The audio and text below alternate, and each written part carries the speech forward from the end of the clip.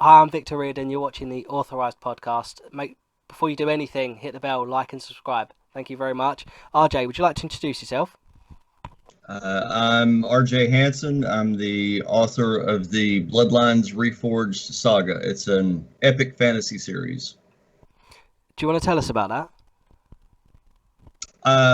Yeah, it has its genesis in a pen and paper RPG character, role playing game character that I created in 1996 for a. We actually played Rollmaster, but for those of you unfamiliar with it, think D&D with a lot more math. It's basically that. Um, anyway, the series idea began with that character that I created 25 years ago, who's been living in my head ever since.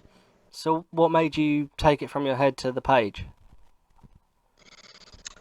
Uh, Actually, my daughter was instrumental in that. Back in 2001, I thought it would be neat to sort of catalog, this character's life and experiences as he's, gone on, because I thought it would make a pretty interesting story, and had written a couple of books about it, and then sort of shelved them. And in 2017, my daughter asked me if I was ever going to do anything with it. And anyway, we discussed it, and well, we ended up coming up with a deal in which she would be my editor, publicist, and handle all of the stuff with Amazon if I did the writing. So, based on that idea, we started putting our nose to the grindstone and cranking the stories out.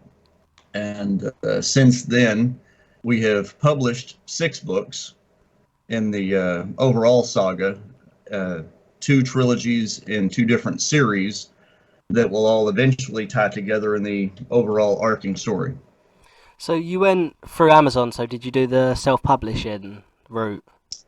We did. We went through KDP Select and did the self-publishing thing for ebook, paperback, and working through Amazon, ACX, and Audible.com. We have 2 of the books, well, technically 4 of the books in audiobook format, and we are in the process of the 5th. So how many are currently out now to buy? Right now, there are 6 novels out, and then a small book of short stories. That's amazing. So, and with your daughter doing all the editing and all the other stuff, so that must have been a great way to sort of spend some time together, right? Does she like? Is she into role playing as well, all that sort of stuff? Yes, yes, very much. She's got several characters that she's very proud of. As a matter of fact, a couple of her characters are also in the series. Oh wow! So there's someone that doesn't do that sort of thing. So can you break it down for me? Like how would someone start that sort of thing? You're talking about to start the role playing thing, or to start Yes, books? if someone heard it and they were like, "That sounds amazing!" Like you've created this whole saga with all these characters and all these things, and you could play through. What would be the way of jumping straight in? Well, as far as getting involved in like D&D or Rollmaster, most local libraries actually have clubs or groups that meet for that, and they love getting new people in. Local comic book stores, gaming stores do that. Most of them actually have schedules posted for different days that they're playing different games in the store. They'll have tables set up in the back, and they always, yeah, almost universally love getting new players and new people in. And what's been the reception to your book so far? Of the folks that have read it, they really, really enjoy it. They like it a lot. We keep it PG rated when it comes to, the romance aspect of it. It's very PG, but it is a bit graphic and gory when it comes to the violence and that sort of thing. But yeah, the reviews have been really wonderful.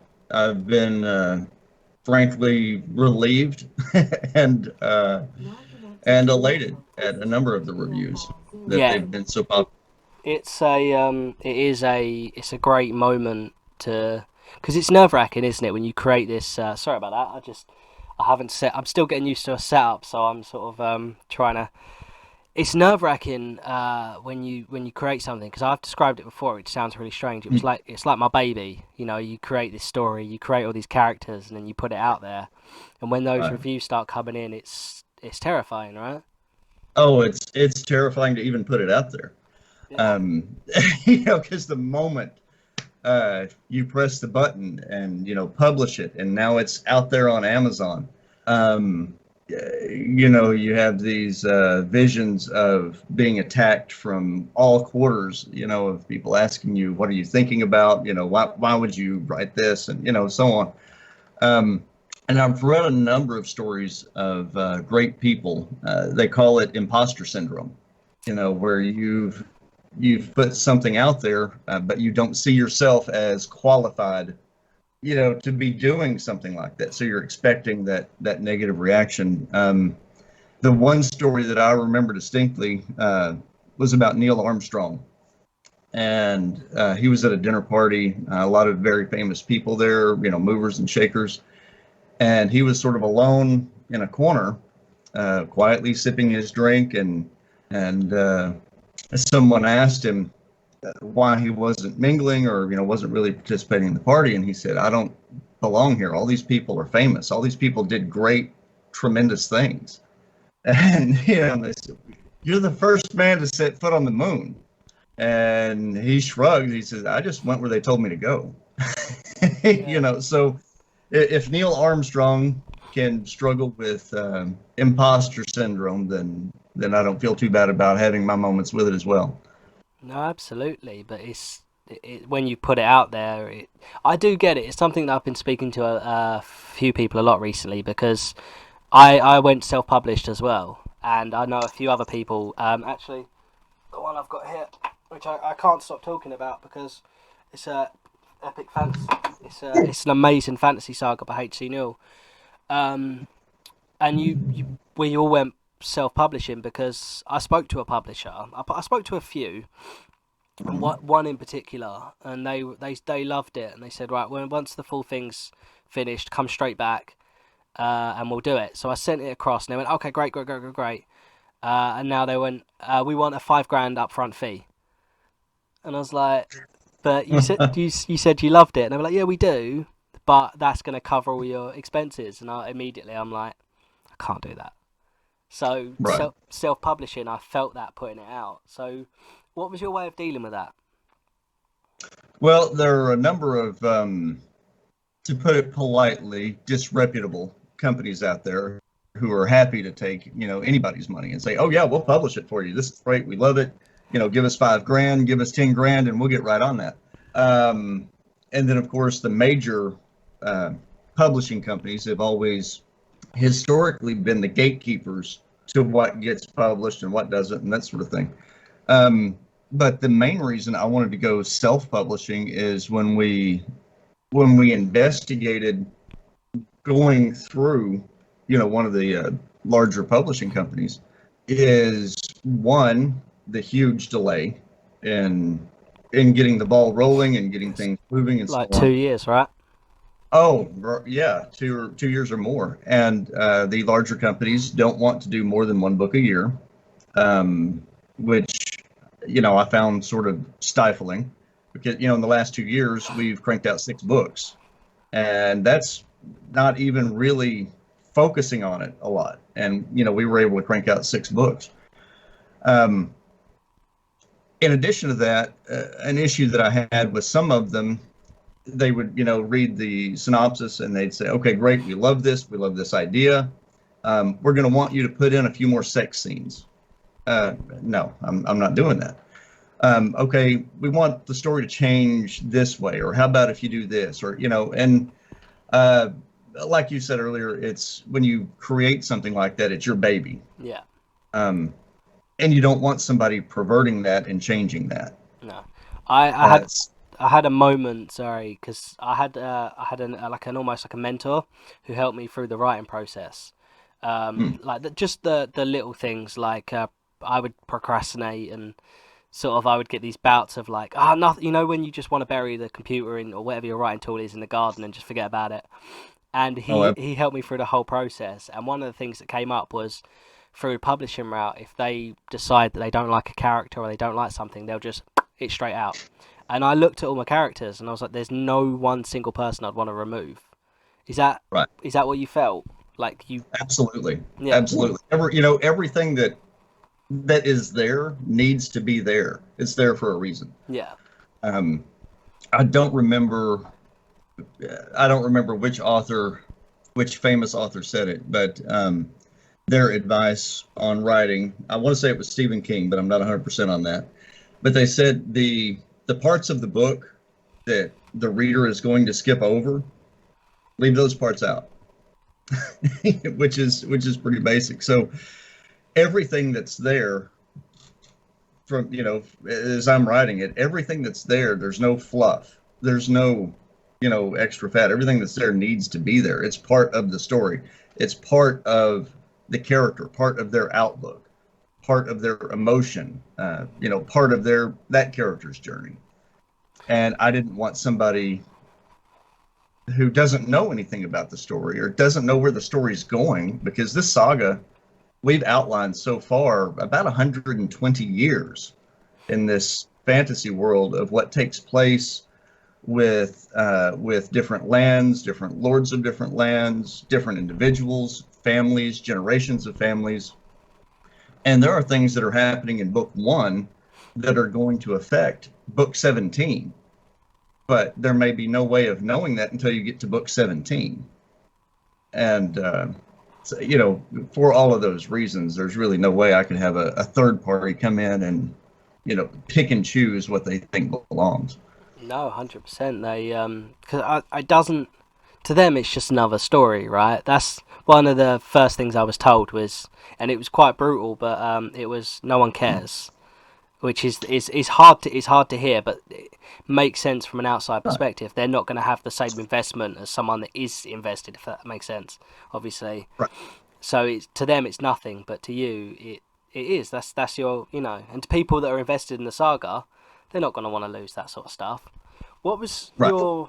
um what was the thing that the very first got you into the fantasy? Because I see Alec Guinness in the background. I've been making eye contact with him the whole time. Yeah. So is that how far back you're going? Is that the thing that got you? Absolutely. I guess if I had to pinpoint a time or a single event that really got me into the fantasy thing, I remember when I was a little kid. It was before I'd started school, so I may be 4 years old, 3, 4 years old, somewhere in there. And my mother got a one of the old albums, the old records, because we're talking the late 1970s. And it was the children's read along of The Hobbit. And Oh you'd put wow! the record, on your little record player. It was the Ranker and Baskin's production of The Hobbit. So you put the little record on the record player and start playing it, and then you've got the little book that you're going through and following the words as a narrator is reading it from the record player. And I've got a lot of fond memories of that. As a matter of fact, I don't have the original anymore. There's no telling what happened to the one that I was given when I was a kid. I've probably colored all over, no telling what else. But I've got another copy of the same production of it, complete with record, on my trophy shelf in the background there. That is a hell of a trophy shelf. I've been trying to decipher it. I think I can see Predator. I can see Boba Fett. Oh yeah. There's I think I might be wrong. It's hard to tell. And that's all your investment, right? That's like is that everything that you? Yeah. I Oh yeah. And, this is the room where I do most of my writing. This is certainly the room where we do all the where we do our gaming, where we do our outlining. Yeah, we've got I've got a helmet from a Power Suit in Fallout 4.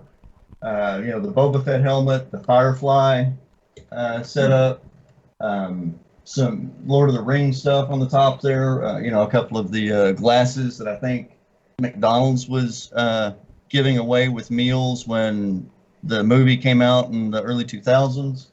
Oh, and a gift from my son-in-law's father. On the top there is one of the original lunch boxes, one of the old school metal lunch boxes. That's Oh a wow. Star Wars lunch box. Yeah. It's complete with the thermos inside with R2D2 and C3PO on the thermos. And the lunchbox is autographed by Mark Hamill. Oh wow. Oh, that's Yeah. awesome. It's great that you've got that memory to go back to sort of like where you know where your inspiration comes from. I have a similar one. I remember being woken up. I think it was 2002, 2002, 2003. I was like 5 years old, and my mum woke me up. She said, "Come downstairs, come downstairs." And when we went down, it was episode 2 of Star Wars. It was Uh, yeah, which is Attack of the Clones, mhm. and that was my first memory of Star Wars was being and like you know like and it stuck with me. That's the sort of thing that really got me into it. Right. What's how many people? So how many people to a game if you're doing tabletop role playing? It varies. It varies depending on the system, and depending on your group. Ideally, you need a minimum of three. You can do it with two, but it's a little awkward. Ideally, you need a minimum of three, and if you get into more than six or seven in a group, it can get bogged down for everybody to get a turn and so on. It can slow things down quite a bit. So 3 to 6 is the sweet spot, but every group's dynamics are a little bit different. That's amazing. Do you watch programs like The Big Bang Theory and stuff like that, and you see them playing, and you go, Oh yeah, "Nah, that's not right." absolutely. That's Uh, and is that something your wife gets invested in as well, or? yeah, she it's a family thing. She games with us. As a matter of fact, our game day we usually play on Saturdays, and we had our game day yesterday, and did some role playing in Tolkien's Middle Earth. That's where most of our campaigns or our sessions are set. But she plays. My son, who's 27 now, has played since he was able to do basic math. And of course, my daughter plays. She's 25 now and has played since she could, write her name and add two and two. So both of them are very invested in. And then we've got, friends of the family and other family members that play off and on. So it's yeah. Yeah, no, I think that's amazing. It's great to see that you've got that as like a family sort of like something that Mm. that you can all do. How did you handle that during the pandemic? Was it something to? Well, it didn't really slow us down very much. All of us have jobs where, where we have to be out in the public. I think the term for it during the time was essential services.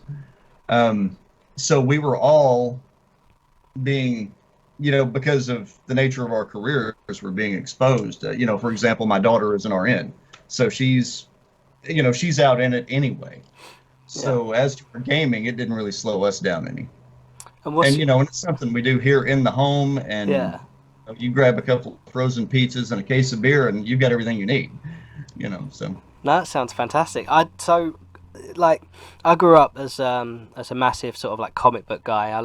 I like always collected comics since I was a kid, hmm, and like Lord of the Rings, Star Wars. That's all me. I've never the tabletop thing. I've never fully understood. I've never known anyone else that really does it. So I'm hmm. completely on the outside. So the Lord of the Rings one. So if you want to get involved in that, could you just jump in with someone that does that? Absolutely, yeah. Just about in the of the folks that I have met in the time that I've been doing the RPG thing. I started in college in 1990. That was the first time I'd ever been exposed to anything, or 1989, I guess technically. But that was the first time I'd ever been exposed to anything like that. I grew up in a small town and had heard about D&D on the television, but that was it. And some guys in our dorm were putting together a gaming group and said, "Hey, you like this kind of stuff? Do you want in?" And I've been, in it waist deep ever since. But in meeting people, going to different gaming stores, comic book stores, and so on. People who are into that love sharing it, and love it when somebody new comes in because they get to share something they love. I mean, who doesn't enjoy that? So Absolutely. yeah, by and large, that's the way that community is. And what's your plan going forward with your series? Oh, we have like the next, we've got the 6 books out. I think I have the next 7 books outlined, and um, oh gosh, I want to say after the next 7 books that are outlined, I think we've got another 12 after that are planned that we know basically what's going to happen in them. I just haven't figured out, okay, chapter for chapter, how it's going to nail down. But we have an overall timeline that we've nailed out from the year 1648 in this fantasy world, the year 1648 to like 120 years later, as to what's going to happen with this person's kid, what that kid's going to grow up to do, how their child's going to interact with somebody else, and so on. That's amazing. That's such a crazy work rate. How big is each book? We're trying to keep each novel between 75 and 80,000 words. So how many pages is that? I used to ask that a lot. I've got a couple of them here with me, but I discovered when we got into the KDP thing, that page count doesn't mean anything. Because apparently it's based, obviously it's based on the size of the print, the size of the Yeah, book, the physical measurements of the book. Is it a 6 by 9? Is it a 5 by 4? So on. And if it's on ebook, the page count gets really wonky because the individual, like on Kindle, the individual can change the text size yeah. based on what they're comfortable reading, which obviously changes the page count. But these, the paperbacks are about an average font size. You're looking at about a 12 to 14. And this one, I want to say, came in at about 78,000 words, and it's 232 pages. Wow, that's And that's amazing. that's the first one, Roland's Path. And that's on Amazon, right? Yes. I can't wait to. I'm gonna have a look. I'm gonna have a look later. I love seeing like obviously new things to get invested in, and it sounds great, And I lost it for a second there. It's it's so hot over here. So where can people find you? Well, all the books, the ebooks, the paperbacks, the audiobooks, you can get through Amazon. We've also got a website dedicated to the Epic Fantasy series, which is www.bloodlinesreforged.com. And you can, find the links to the books and the audiobooks through there, and then, see pictures of us. We've got a blog on there that I run every couple of weeks, just sort of update folks or announce deals or giveaways that we're doing. And the website also gives some background information about different characters, about the world of Stratvis, because to be on the safe side of copyright, early on in this process, we decided we needed to create our own original world, completely original, so there's no issues with TSR, with Tolkien's estate, or anything else. We didn't want to have any issues with, well, you can't use that term because it's copyrighted by this one or whatever. So we came up with our own completely original world of Stratvis, and with its own set of deities, its own kingdoms. We created a map of the world and all that, and you can find background information on all of that stuff on the website. That's amazing. That's one of the things that I really loved about when I read about Tolkien is that every race, every character he created, they all have their own, like you say, deities. They've all got their own gods and their own stories, and I absolutely love that you can immerse yourself in that world to that degree because Mhm. it just makes everything more amazing. So if someone is reading it and they're fully invested, then they can go to your website and find more information on the characters, the world, the lore. Right, That's right. a Yeah, they can download the map. And for the gamers out there, I put a hex grid overlay on the map. So, if they want to download the map and then print it out or use it on the computer, for whatever, they certainly can. And to be clear about it, because I've been asked this a lot of folks have asked me, okay, so it's lit RPG. Well, it's not. It is not lit RPG. It doesn't have any of the game mechanic stuff in it, or anything like that. It's written in the style of the traditional epic fantasy, with a lot of swords and sorcery, fantasy blended in. But for the gamers out there, the mechanics are there that you could homebrew a campaign in that setting. I wanted a world complete enough that you could, create a game in that world. No, I think that's amazing. It sounds great. I can't wait to check it out. And thank you so much for watching. All the details are in the description below. And RJ, I hope to talk to you soon. All right. That sounds good. I really appreciate it. It was great talking to you.